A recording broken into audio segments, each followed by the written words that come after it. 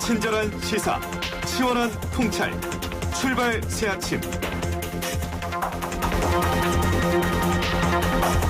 네, 코로나19 재확산에 따른 2차 긴급재난지원금 논의가 정치권에서 활발하게 진행되고 있습니다.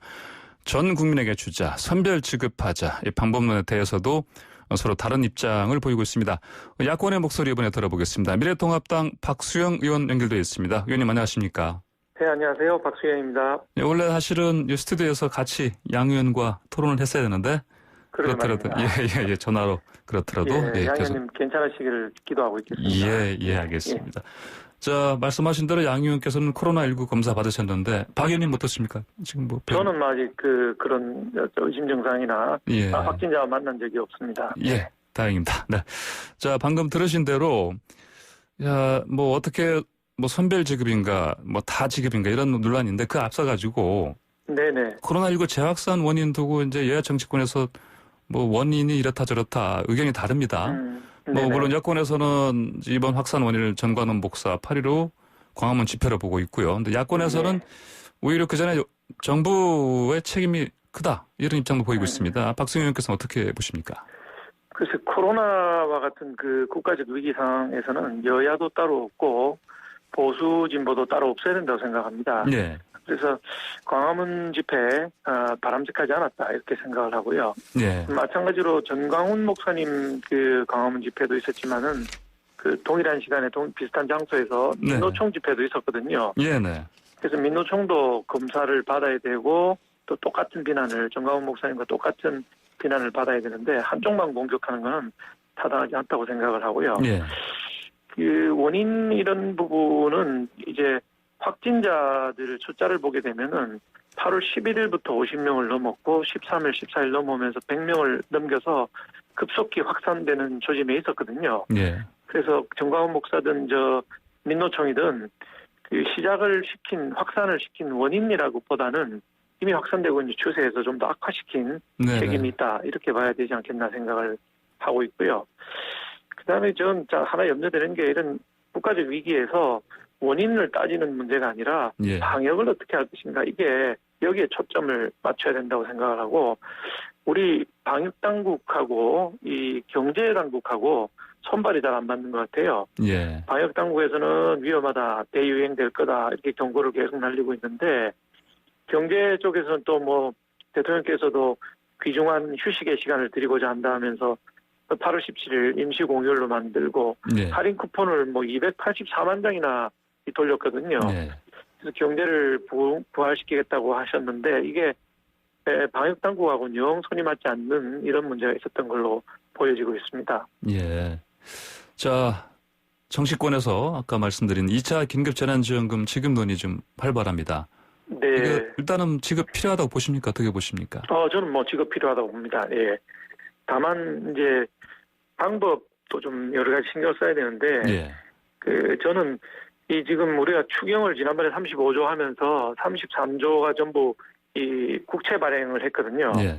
근데 그렇게 할 일이 아니라 이 본 예산이나 그동안에 했던 112조에 달하는 추경 예산이 쓰지도 않고 남아있는 부분들이 많이 있는 것으로 파악이 되고 있습니다. 쓰지 않고 남아있는 이 돈을 세출 구조 조정을 해서 이 재원으로 긴급재난지원금 2차분 지급을 하는 게 좋겠다 이런 생각을 가지고 있고요.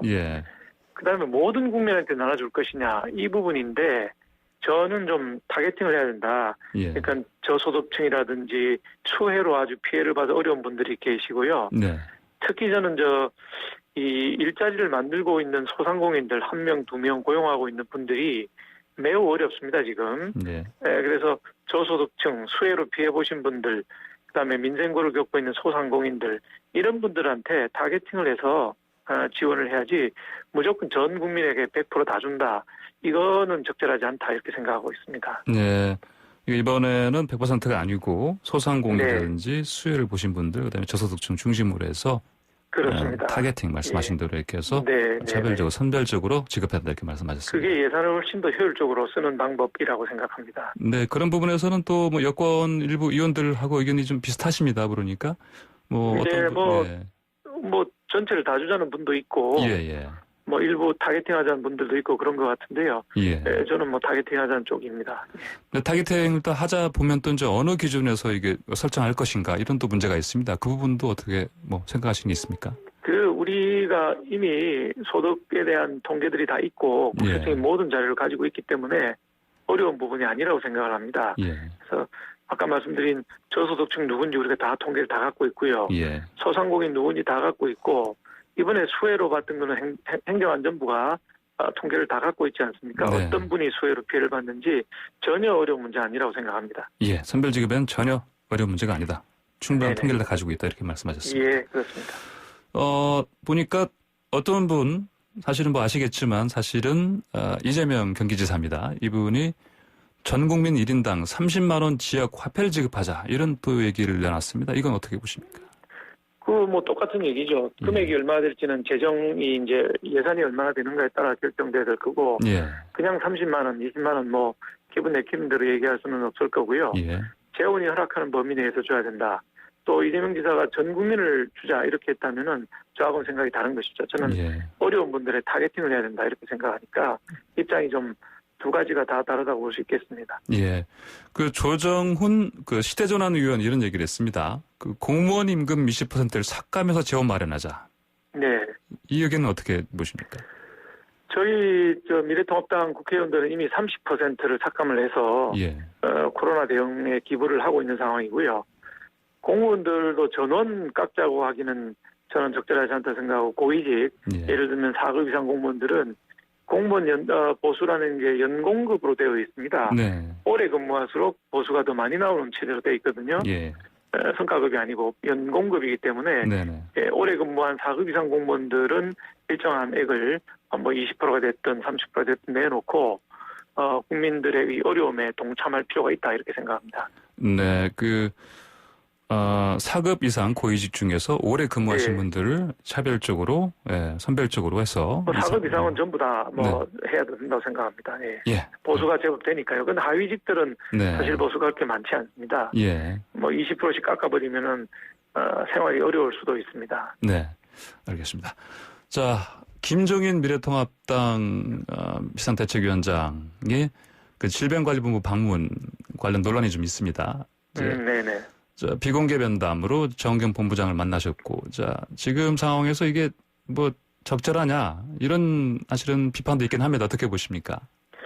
그래서 제1야당 대표가 정부기관을 방문하는 것은 뭐 아무 문제가 없다고 보고 있고요. 사실은 5년 전에 메르스가 났을 때도 당시 당 대표였던 문재인 지금 대통령께서 일본을 방문한 적이 있습니다. 그때는 괜찮고 지금은 안 된다. 이렇게 얘기하면 안 되고요. 제1야당 대표는 방역 현장을 찾아가서 실상을 제대로 알고 국민들에게 사실을 전하고 또 필요한 건의를 할 수 있다. 이번에도 3단계 거리두기를 조기에 실시하는 게 좋겠다는 건의도 하고 오신 걸로 알고 있습니다. 그래서 뭐 그런 건 충분히 있을 수 있는 일이고 아까도 말씀드린 것처럼 이런 걸 가지고 지금 정치 공세할 때가 아니라 모든 역량을 코로나를 막는 데 대한 대책을 세우고 방역에 전념해야 될 때지 이게 뭐 야당 대표가 방문했다 해서 비난하고 공격하고 이런데 우리 정치권이 시간을 보내서는 안 된다고 생각합니다. 알겠습니다.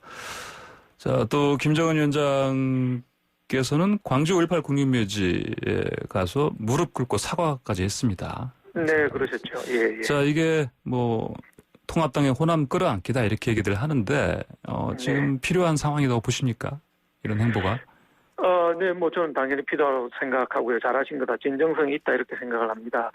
5.18에 대해서는 우리가 5.18 광주민주화운동이라는 정신하고 이거를 악용한 일부 정치인들하고를 구분해서 봐야 됩니다.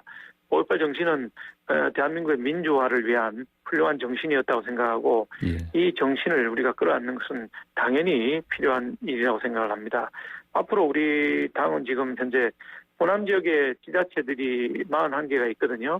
기초하고 광역이. 근데 이게 지자체들하고 우리 당의 국회의원들이 자매결연 하는 방안 이걸 좀 추진하고 있는데 많은 의원들이 동의를 하고 계시고 저도 역시 마찬가지로 예를 들면 제가 부산 남구 국회의원이기 때문에 광주 남구라든지 그 제 후원회장인 김항식 총리님 고향인 전남 장성이라든지 이런 쪽하고 자매기련을 맺으려고 현재 준비를 하고 있는 상황입니다. 이런 노력들이 자꾸 기울여져야지 앞으로 지역 문제가 한국 정치에서 사라지고 정말 중요한 문제들 경제라든지 일자라든지 하는 문제에 우리가 초점을 맞출 수 있게 될 거라고 생각을 하고 있습니다.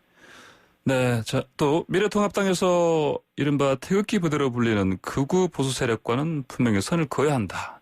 이런 목소리가 나오고 있고요. 사실 또 김정인 위원장께서도 광주 방문하셨을 때 네네. 이 발표문 안에도 보면은 바로 이와 관련된 비슷한 맥락의 말씀이 좀 있었습니다. 네네. 자, 이른바 태극기 세력과의 손절 이런 얘기를 하는데 어떻게 보십니까? 필요합니까? 그 소위 태극기 부대라고 불리는 분들, 그분들의 그 뜨거운 애국심, 지금 힘들게 무너지고 있는 대한민국을 걱정하는 애국심, 이건 제가 충분히 이해를 하고 감사하게 생각을 합니다. 그렇지만은 그분들이나 우리 당이나 목표가 있다면은 정권 교체거든요. 이 정권으로 가서는 대한민국의 미래가 없겠다, 우리 아이들의 미래가 없겠다 이렇게 생각을 하고 있기 때문에 우리가 총선을 왜 졌는지 대선을 왜 졌는지를 충분히 반성을 해봐야 되는데 총선에서 우리가 8.4%를 졌습니다. 그래서 다음 대선에서는 5%를 찾아오면 대선 이길 수 있다. 저는 이렇게 보고 있는데 그 5%란 분은 중도에 있는 스윙 보트들이거든요. 그 중도에 있는 분들은 이렇게 길로 나가서 데모를 하고 삭발을 하고 또 단식을 하고 이런 투쟁 방식에 대해서 전혀 좋아하지를 않으십니다. 그렇다면 우리가 이런 시대의 변화를 인지를 하고 아무리 좋은 목표를 가졌더라도 국민들께서 동의 안 해주시면은 어려운 거 아니겠습니까? 그들만의 리그로 퇴색하는 겁니다. 그에 반해서 지금 저희 당이 취하고 있는 입장은 원내에서 꾸준히 또박또박 상임이든 법사이든 본회의든 목소리를 내고 있는 것입니다. 윤희숙 의원이나 제가 5분 발언했던 것들이 유튜브상에서 크게 호평을 받은 거 아시죠? 바로 그런 목소리들을 또박또박 내고 우리가 할 말 다 하고 진지하게 나아가게 되면 저는 태극기 부대라는 분들도 우리 당의 방식에 따라오리라고 그렇게 생각을 하고 있습니다. 목표가 같기 때문에 충분히 함께 할 수 있을 거라고 생각을 하고 있습니다. 네, 좀 약간 주제를 좀 바꿔보겠습니다. 네네. 네, 박수영 의원께서 지난 총선이 역대 최악의 총선 관리였다. 네네. 그리고 그래서 이 책임을 지고 선관위원장 사퇴해야 된다 이런 요구하신 걸로 제가 알고 있습니다. 예, 그렇습니다. 이게 왜 역대 최악으로 보시는 건지 설명 선거 부탁드립니다. 관련 언론에서 다 아시겠지만 워낙 보도도 많았지만 선거 관련 끝나고 나면 소송이 있게 됩니다. 지난번 4년 전에 20대 총선에서는 단 12건의 소송이 있었는데 이번엔 125건, 10배 이상의 소송이 제기가 됐습니다. 그 무슨 얘기냐? 선거 관리가 제대로 안 돼서 불만을 가진 사람들, 만족하지 못하는 분들이 많다는 것이고요. 부정선거까지는 안 가더라도 부실선거의 징후는 군데군데서 우리가 많이 보고 있지 않습니까? 그래서 이 부실선거를 관리하신 분이 선관위원장 계속하는 것은 마땅치 않고 또 선관위원장은 역대 대법관이 했거든요. 근데 이제 지금 현재 중앙선관위원장께서 9월 7일이면 대법관 임기가 만료가 됩니다. 대법관이란 직위가 가지는 정치적인 중립성, 이것 때문에 그분을 뽑은 것이지 자연인으로서의 권순일 대법관을 뽑은 건 아니기 때문에 마땅히 대법관 임기가 만료가 되면 본인이 스스로 사퇴하셔야 된다고 생각을 합니다. 이거 대법관에서 물러나게 되면 기본적으로 자연인이기 때문에 다른 어떤 외부의 어떤 영향을 받기 쉽다 이런 말씀이신 거죠? 물론입니다. 그동안에 또 18명의 대법관이 있었는데 100% 모두 대법관이었습니다. 대법관을 그만두면 또 사퇴를 하셨고요. 이번에만 예외를 두자는 걸 이해할 수가 없습니다. 네, 알겠습니다. 자, 오늘 말씀 잘 들었습니다. 감사합니다. 네, 감사합니다. 네, 미래통합당의 박수영 의원이었습니다.